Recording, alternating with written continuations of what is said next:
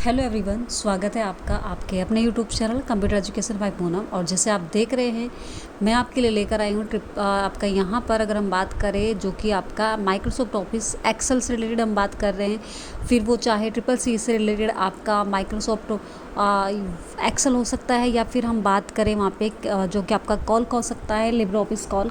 तो उन सभी में यूज होने वाला जो ये फॉर्मूला है उससे रिलेटेड हम यहाँ पे बात करने वाले हैं।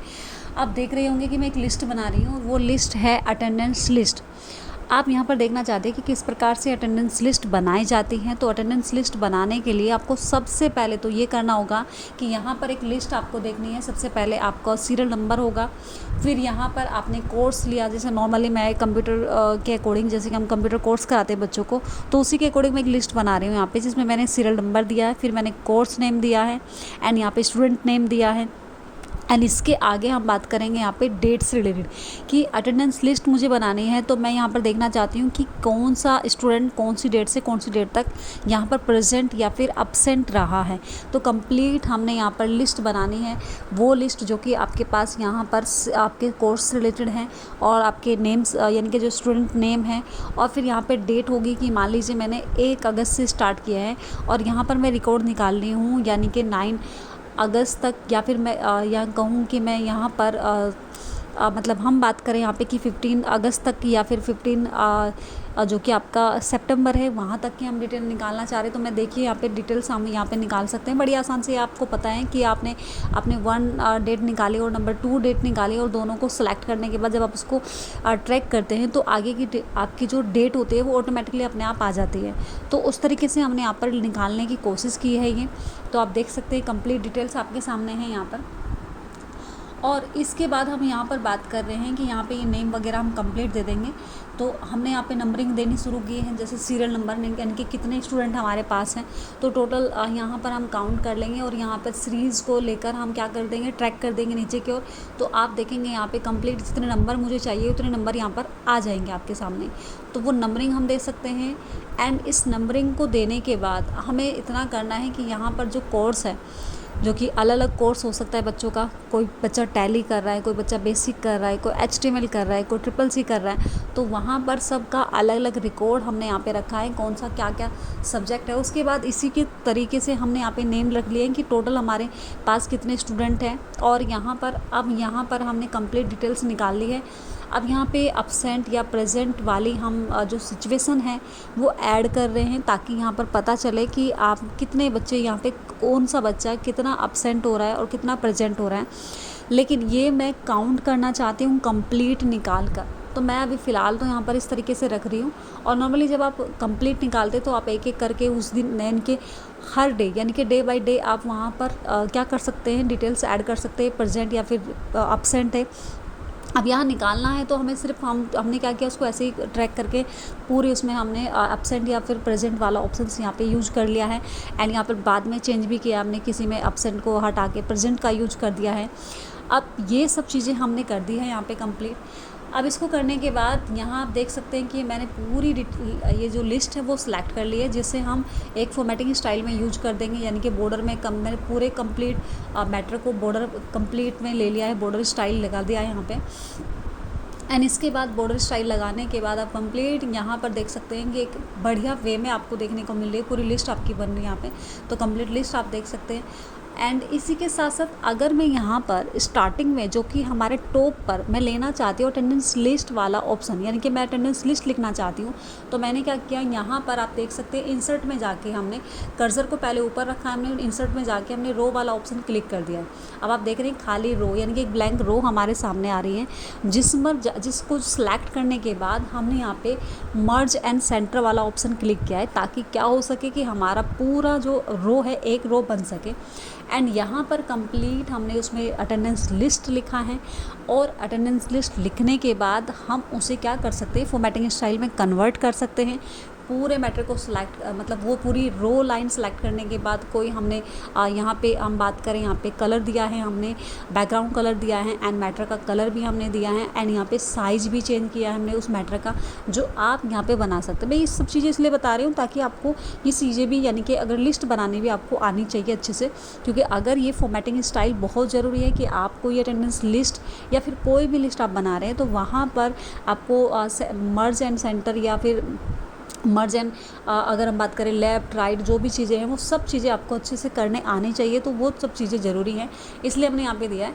एंड हम फॉर्मूला यूज कर रहे हैं जो कि हमने लिखा है, फॉर्मूला है हमारे पास काउंट इफ लिखने के बाद ब्रैकेट स्टार्ट किया है मैंने और पूरी लिस्ट सेलेक्ट कर ली है, यानी कि जो पहला स्टूडेंट है हमारा उसकी पूरी लिस्ट मैंने यहाँ पे सिलेक्ट कर ली है, वो कब कब यहाँ पे उस डेट से फर्स्ट डे से लास्ट डेट तक जितना भी है। एंड कोमा लगाने के बाद हमने इन्वर्टेड कोमा लगाया है एंड वहाँ पे पी लिखा है, पी का मतलब प्रेजेंट के बारे में बात कर रहे हैं। एंड इसको इन्वर्टेड कोमा दोनों साइड से ओपन एंड क्लोज करने के बाद ब्रैकेट बंद करेंगे एंड एंटर बटन प्रेस कर देंगे।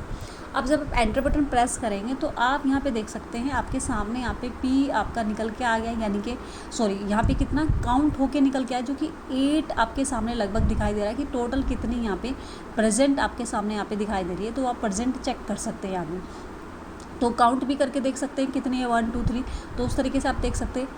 अब नेक्स्ट फॉर्मूला हमारे पास आता है कि मैं अगर यहाँ पर ये चेक करना चाहूँ कि भाई मुझे क्या करना है, मुझे यहाँ पे अपसेंट वाला देखना है कि भाई अपसेंट आप कैसे निकाल सकते हैं। तो अपसेंट के लिए भी आपको सेम फॉर्मूला यूज करना है, is equal to count if bracket start करना है, फिर से वो कंप्लीट स्टार्टिंग डेट से लेकर लास्ट डेट तक आप पूरा मैटर को, पूरी लाइन को सिलेक्ट कर लेंगे, पूरी रो को सिलेक्ट करेंगे, कॉमा लगाएंगे एंड इन्वर्टेड कॉमे के अंदर आप ए लिखेंगे यानी कि अपसेंट के लिए, और इन्वर्टेड कॉमे के उसको बंद कर देंगे, ब्रैकेट बंद कर देंगे एंड एंटर कर देंगे। एंड यहाँ पे आपको ये जो फॉर्मूला है कंप्लीट ऊपर की साइड आपको दिखाई भी दे रहा होगा, तो अच्छे से आप इसको देख सकते हैं। एंड मैं इसको नीचे भी लिख के दिखा दूँगी आपको।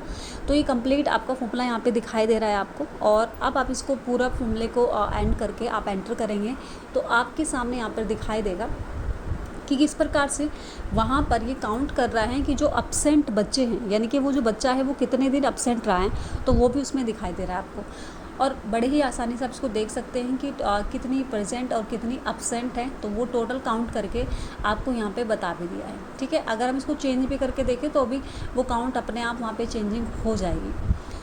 तो इस तरीके से हम इसको देख सकते हैं। और अगर मैं बात करूँ, मैंने इसको जो आपका रिज़ल्ट आया है उसको उसके पास ही हमने ट्रैक करके नीचे की ओर खींचेंगे अपना जो कि हमारा माउस, तो आप देखेंगे यहाँ पे क्या हो जाएगा, वो कंप्लीट निकल के आएंगे कितनी प्रेजेंट है सभी बच्चों के अकॉर्डिंग। एक बार ही आपको फॉर्मूला अप्लाई करना है, बाकी अपने आप आराम से पूरा कंप्लीट निकाल सकते हैं। और अगर आपको कुछ प्रॉब्लम या कुछ आपको देखना है कि अगर आप चेंज करना चाहें कि भाई 1% मतलब किसी की प्रेजेंट ज़्यादा थी हमने कम कर दिए, तो आप उसको वापस चेंज करें और आप देखेंगे ऑटोमेटिकली वो चेंज होके भी आ जाएगा आपके सामने। एंड इसी तरीके से हम बात करेंगे आपका जो कि अपसेंट वाला है, इसी तरीके से वो जो रिज़ल्ट आया उसको भी नीचे मतलब प्लस का मार्क लाने पर हम ट्रैक कर देंगे नीचे की साइड, और आप आसानी से देख सकते हैं कि जितनी टोटल प्रेजेंट होगी, जिस बच्चे की कितनी प्रेजेंट रही, कितनी अपसेंट रही है, वो कंप्लीट लिस्ट हम यहाँ पर बनाकर देख सकते हैं। बड़े ही आसानी से आप इस लिस्ट को बना सकते हैं, कंप्लीट वे में आप इसको तैयार कर सकते हैं। एंड इस पर कुछ फॉर्मेटिंग स्टाइल भी लगाना चाहें या चेंज करके देखना चाहें, वो सब एडिटिंग वगैरह आप कर सकते हैं, बड़ी आसानी से आपको यहाँ पे देखने को मिल जाएगा। ठीक है, अब यहाँ पर मैं चेंजिंग करके भी आपको दिखा रही हूँ कि कहाँ कहाँ मैंने चेंजिंग की है। यहाँ पे कोई संख्या चेंज करी है मैंने, आप देख सकते हैं उसी तरीके से वहाँ पे एडिटिंग हो रही है, आपके अकॉर्डिंग यहाँ पे चीज़ें बदल के आ रही हैं।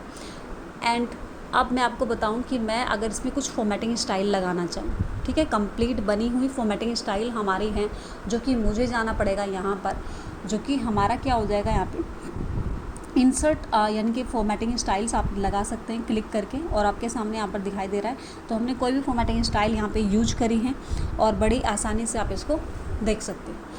आई होप ये इन्फॉर्मेशन आप सभी के लिए बेनिफिशियल रही होगी। आपने बहुत अच्छे से इसको सीखा होगा और आप इसको आप नेक्स्ट जब आप करेंगे तो आपके लिए बहुत आसान हो जाएगा। तो इसी तरीके से हमारे साथ बने रहिए और इम्पोर्टेंट से इम्पोर्टेंट यहाँ पर कुछ शॉर्ट फॉर्मूलाज आप सीखते रहिए, ताकि आपके जो एक्सेल है उसमें आपकी कमांड पावरफुल हो सके और अच्छे से आप इसको कर सकें। चलिए फिर मिलते हैं नेक्स्ट वीडियो में। Thanks for watching.